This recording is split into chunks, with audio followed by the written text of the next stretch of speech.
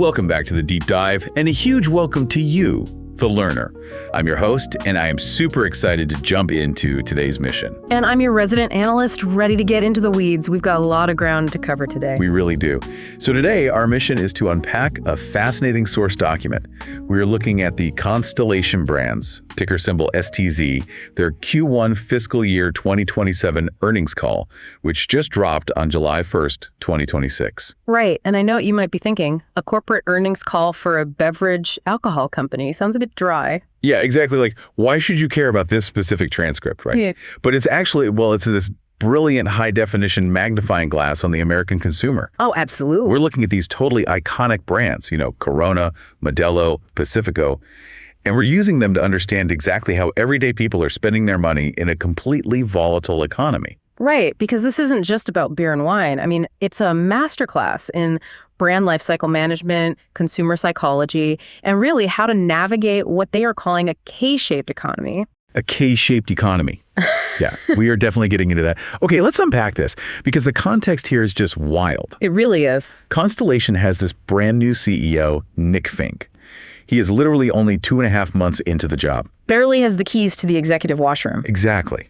And he is already stepping up to the microphone, trying to navigate this wildly shifting landscape where consumers are exhibiting these hugely polarized purchasing behaviors. Yeah, and the quarter they reported on, so this covers March, April, and May of 2026, it was incredibly volatile. Super volatile. March was great. Right. March saw a really strong start. Volume was moving. But then they hit a wall. There was this very noticeable softening in consumer demand throughout April and May. Like people just stopped buying. Exactly. Before finally returning to a much healthier growth rate in June. Okay, so let's get into the why. What happened in April and May? What's fascinating here is how the CFO, Garth Hankinson, broke this down on the call. He pointed directly to gas prices. The gas pump. Yeah. It always comes back to the gas pump. Always. He brought the data right back to that visceral reality. At the peak of their first quarter, average gas prices across the U.S. were up over 50% compared to the end of their previous fiscal year.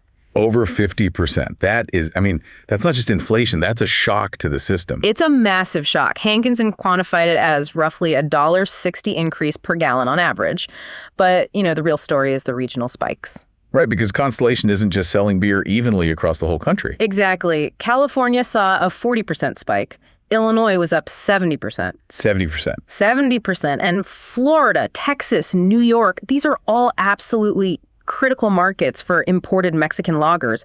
They all saw spikes well over 50%. So if you're a consumer in Illinois, your discretionary income is literally just vaporizing into the fuel tank of your car. Right. It functions as a highly regressive, completely unavoidable tax. You have to drive to work. You don't have to buy a premium 12-pack of beer. And this directly squeezed Constellation's core demographic, didn't it? It did. The executives explicitly noted this. Their flagship brands, especially Modelo and Corona, have these deep historical anchors in the Hispanic community. Right. And when you look at the data, that specific core demographic saw a disproportionately adverse impact relative to the general population during that gas price spike. Wow. So they felt the pain first and they felt it the hardest. Exactly. And that brings us right to the K-shaped consumer behavior that CEO Fink was talking about. Right. So let's explain this for the learner. A K-shaped economy. What does that actually look like in the grocery store aisle? So imagine the letter K. The economic trajectories are diverging sharply. The top on points up. These are the affluent consumers. Their stock portfolios are doing fine. Maybe they're annoyed by inflation, but they maintain their purchasing power. They're still buying the expensive stuff. Right. They continue to trade up for premium experiences. But that bottom arm of the K points down. That's your working class and middle class folks getting aggressively squeezed by non-negotiable expenses. Rent, basic groceries, and gas. So what happens when that bottom arm consumer wants a beer on a Friday night? Well, they don't necessarily take a vow of sobriety, right? Right, they still want to drink. Exactly. But they trade down, they hunt for absolute value. Maybe they buy a cheaper brand or they completely change their pack size to make the math work. Okay, so that makes total sense for April and May. But I got to ask about this June recovery they pitched on the call. Yeah, the June recovery. If gas prices are acting like a direct structural tax on your weekend beer budget, Is this June bounce back we're seeing just a mirage? I mean, June of 2026 was packed with these massive cultural moments. You're talking about the sports catalysts. Exactly. You had the World Cup happening. You had the New York Knicks making this deep, culturally defining playoff run. I mean, think about New York City streets. Young people gathering everywhere, watching the games projected onto buildings. It was a massive moment for social gathering. Right. So if you're an investor looking at the stock, how do you know this isn't just a World Cup sugar high masking a consumer that's actually deteriorating? Is this a durable economic shift? It's a great question, and Wall Street analysts hammered them on that exact point. An analyst from UBS directly challenged the management team on this. Good, because social lubrication during a rare playoff run doesn't pay the bills in October. Exactly. But Fink defended it. He acknowledged the massive lift from those events, obviously. But he argued the June improvement was just way too broad-based to be a sports anomaly. Broad-based how? Like outside of New York? Right. While specific zip codes in Manhattan definitely spiked because of the Knicks, Constellation's data science teams saw health returning across their entire national footprint. Okay, so places that didn't have a localized sports catalyst were also bouncing back. Precisely. Different demographics, different geographies. Fink suggested that consumers were basically adjusting to the new baseline of pricing. The shock of the gas prices was wearing off and purchasing behavior was normalizing. Huh. Okay, well, even if we accept that June is durable, this whole quarter proves one thing. The consumer is incredibly volatile. Absolutely. You can't just rely on macroeconomic tailwinds. You can't just put the beer on the shelf and hope the Fed fixes the economy. You have to actively steer these brands. And that leads perfectly into Nick Fink's new strategic playbook. He laid out a very rigid dual playbook strategy on the call. Right, the difference between scaling a brand and sustaining one. Exactly. He drew a hard line there. Let's look at Modelo Especial first. It recently became the #1 beer brand in the United States by retail dollar sales, dethroning Bud Light. Which is a massive milestone. Huge. But you'd think, okay, you're #1, now you just defend the castle, right? Right, it's like job's done. But Fink explicitly rejected that. For Modelo, the job of scaling is aggressively unfinished. Wait, really? It's the #1 beer by sales? How is it unfinished? Because of a metric called unaided awareness. Despite dominating in dollar sales, its unaided awareness and overall distribution penetration still have a significant gap to close to reach full general population penetration. Okay, let's translate Wall Street jargon for a second. Unaided awareness.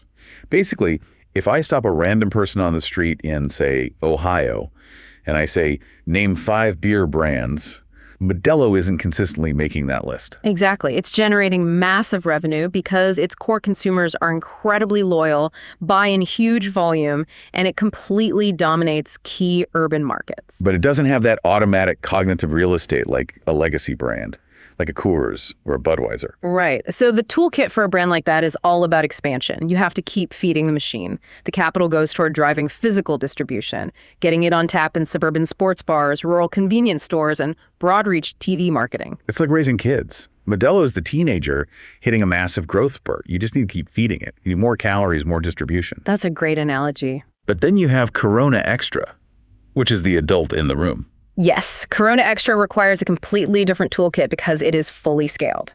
Fink actually described Corona Extra as having some of the most remarkable brand health he's ever seen in his career. I believe it. The clear bottle, the painted label, the lime ritual, everybody knows Corona. Exactly. The unaided awareness is near universal. It's a certified cultural icon, so you don't need to introduce it to anyone. Right, so what's the playbook then? If you aren't trying to build awareness, what are you doing? It pivots to driving saliency and relevance. The challenge is making sure the consumer actually reaches for your universally known brand in a specific occasion, rather than just viewing it as this nostalgic artifact from the past. So you want to make sure it doesn't become that out-of-touch uncle at the barbecue. Exactly. And to do that, they rely heavily on revenue growth management, or RGM. RGM. Okay, plain language time again. What is RGM doing for Corona?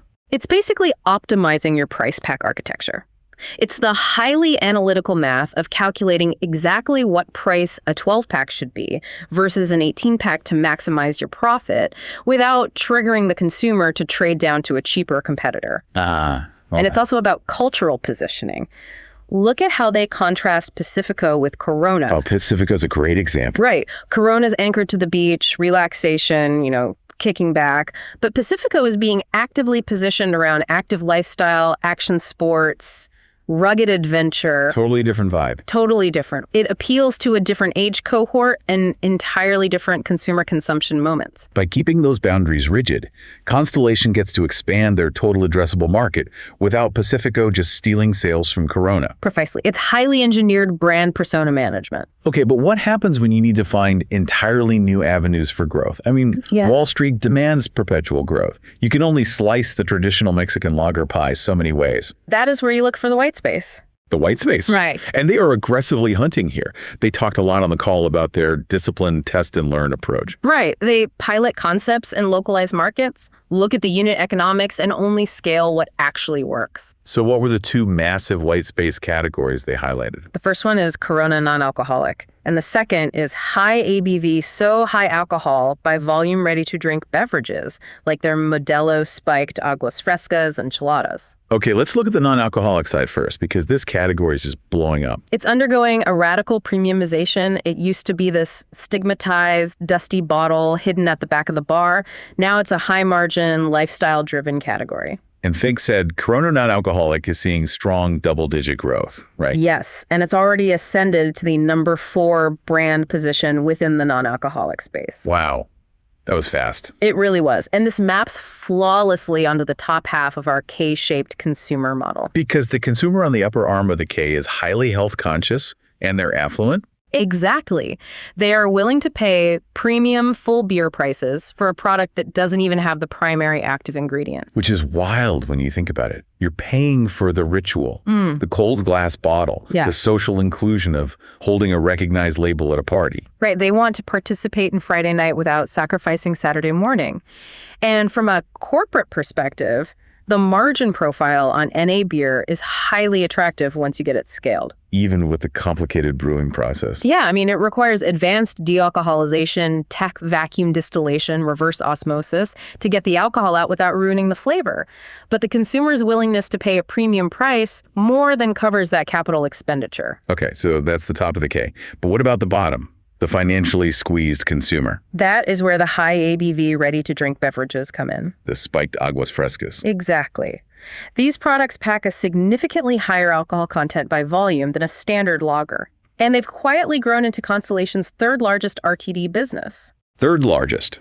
Okay, so if the NA beer is for the health-conscious rich guy, the high ABV RTD is for the guy watching every penny. Right. When your grocery bills and gas prices are surging, your alcohol purchase becomes highly transactional. You are calculating the exact bang for your buck. You want maximum alcohol content for the lowest relative price. Exactly. Wait, I have to push back here, and an analyst from the call actually brought this up too.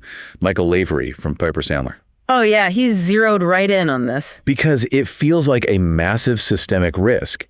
If you are manufacturing and heavily marketing cheap, high ABV drinks to give squeezed consumers more alcohol for less money, aren't you just actively cannibalizing your own premium beer sales? It's the most dangerous tightrope they're walking. Right. Because if I'm a loyal Modelo drinker, but I'm broke this week, and I realize I can get the same functional buzz from one high ABV chelada instead of a $20 six-pack, Constellation is shrinking its overall revenue, and they're diluting the premium cachet of the brand. If we connect this to the bigger picture, Fink's defense of the strategy is actually a masterclass in ruthless pragmatism. How so? He argued that you cannot dictate consumer behavior, you can only capture it.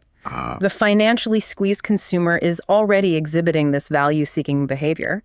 If Constellation pulls its high ABV products to artificially protect its premium beer, that consumer isn't going to magically find $40 extra to buy a case of imports. They'll just cross the aisle. They'll buy a competitor's hard seltzer or a generic canned cocktail. Exactly. It's a defensive maneuver. You have to maximize the addressable moment, meet the consumer exactly where their wallet allows them to exist. So if they want zero alcohol, you monetize the occasion with Corona NA.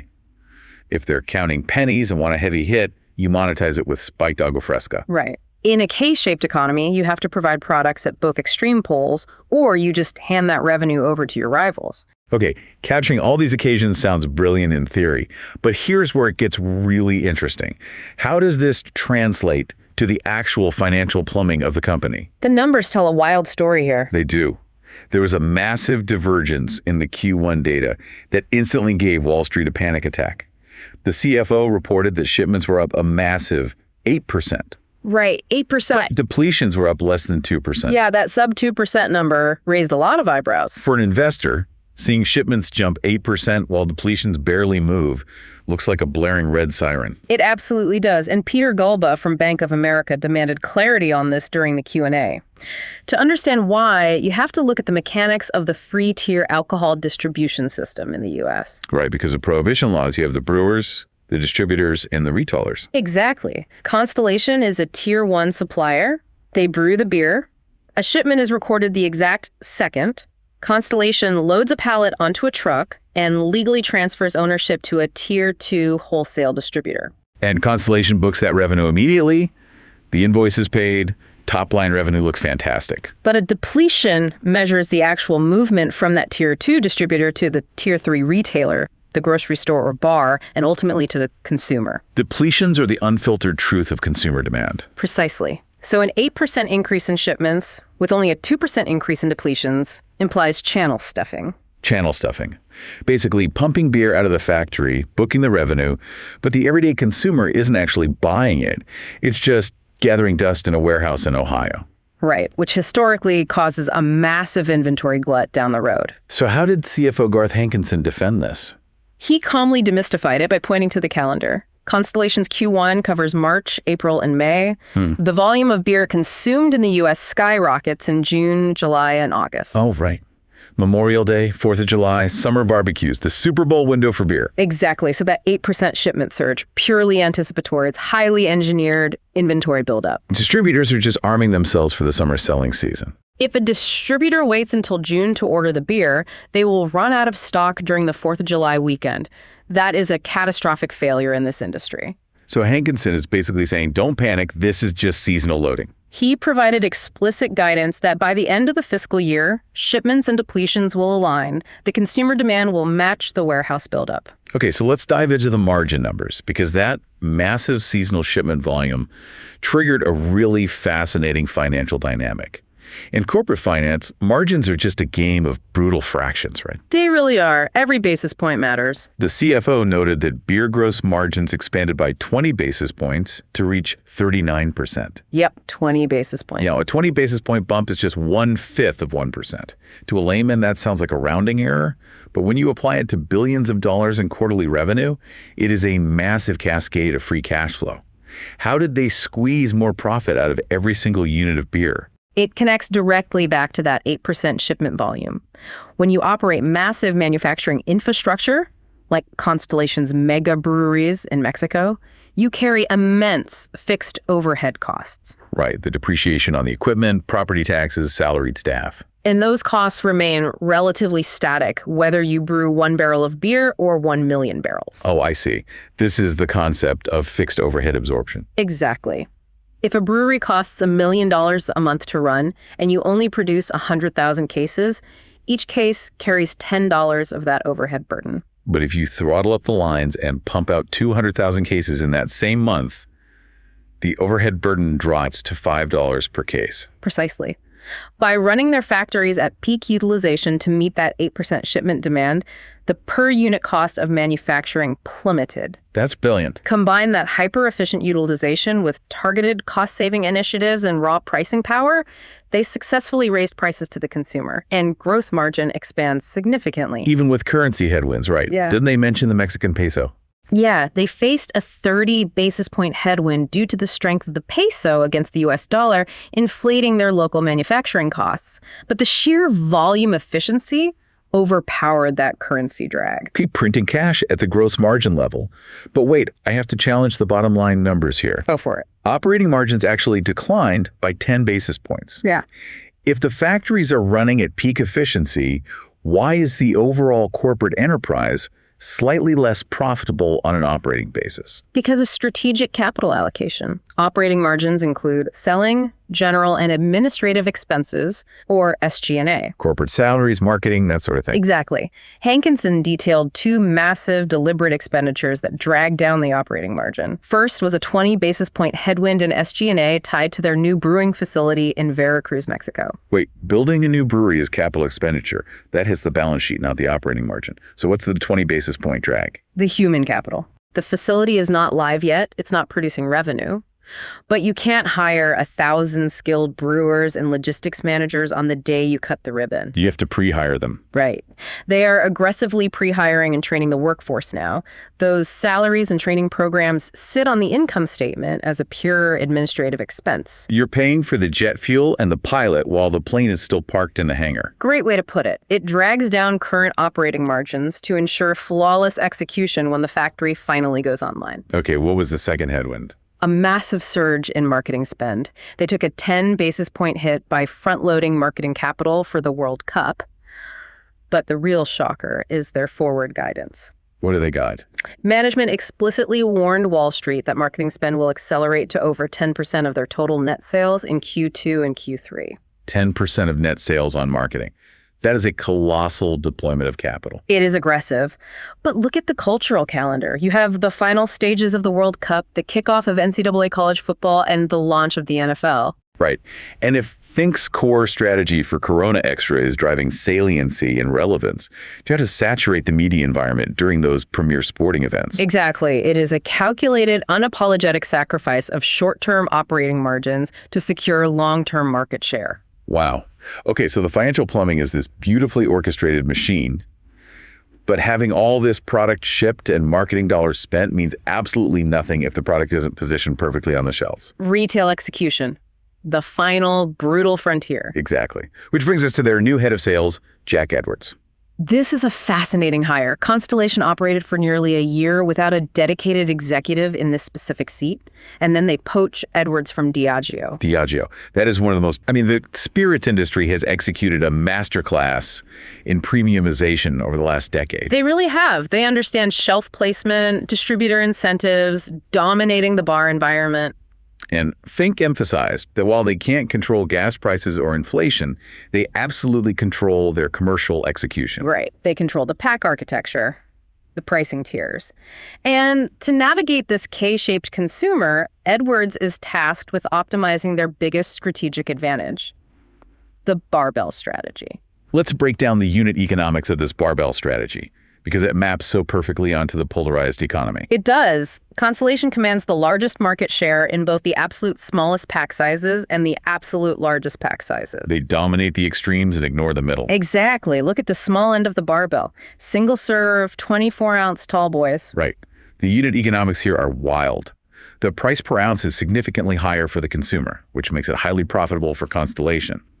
But the out-of-pocket cost is low. Which caters perfectly to the financially squeezed consumer on the bottom arm of the K-shape. The guy who just paid $70 for gas can't afford a $35 case of premium beer. But he still desires an affordable luxury, a reward after a brutal work week. The tall boy gives him access to the premium brand equity of Modelo at a $3.50 price point. It's the democratization of premium indulgence. Great phrase. And then you swing to the opposite side of the barbell, the massive 24-packs and 30-packs. So who is buying those? The affluent consumer on the upper arm of the K-shape. Yes, the completely price-insensitive buyer getting ready for a boat day or a massive tailgate. They want volume and a premium label. But doesn't the large pack also capture a specific segment of the financially squeezed consumer? It absolutely does. The hyper-rational bulk buyer. The person rigorously calculating the price per ounce. Right. They realize the 24-pack offers immense intrinsic value. They might have to stretch their weekly budget uncomfortably to make the $35 purchase, but they view it as a bulk value investment to stock the fridge for the month. Lowering their long-term cost of consumption. Exactly. By dominating the single tall boy and the massive 24-pack, Constellation essentially builds a financial trap for the K-shaped consumer. Whether you are trading down for the absolute lowest out-of-pocket price or trading up for bulk efficiency, Constellation captures the revenue. It's brilliant. But throwing a 24-pack on a grocery store shelf is only off-premise execution. Right.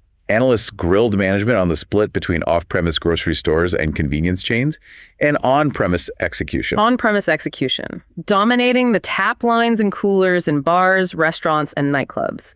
This is arguably the most difficult aspect of brand building. If Corona Extra needs cultural saliency and relevance, it can't just rely on fluorescent-lit grocery aisles. It has to win the on-premise environment. It needs to be visibly consumed by trendsetters in high-energy environments. The bucket of ice on a packed patio. And winning in a bar is hand-to-hand combat. It truly is. Distributor incentives, negotiating tap line placements, branded table tents, buybacks. Which is exactly where Jack Edwards' background at Diageo becomes lethal. Right, because spirits companies are the undisputed masters of on-premise marketing. They know how to incentivize a bartender to recommend Don Julio over a competitor. So if Constellation can map those aggressive spirit strategies onto Corona and Modelo, they can reclaim the cultural high ground in the bar scene. They want Corona Extra to be the absolute default, zero-friction order when friends sit down at a table and want to signal the weekend has started. The raw material is already there. The brand health is staggering. The challenge is purely operational, connecting that latent brand affection to the physical point of sale. Exactly. When you pull all these threads together, the sheer complexity of running a modern consumer packaged goods empire is just staggering. It's a massive multi-layered puzzle. We started out looking at this deeply volatile, messy macroeconomic picture.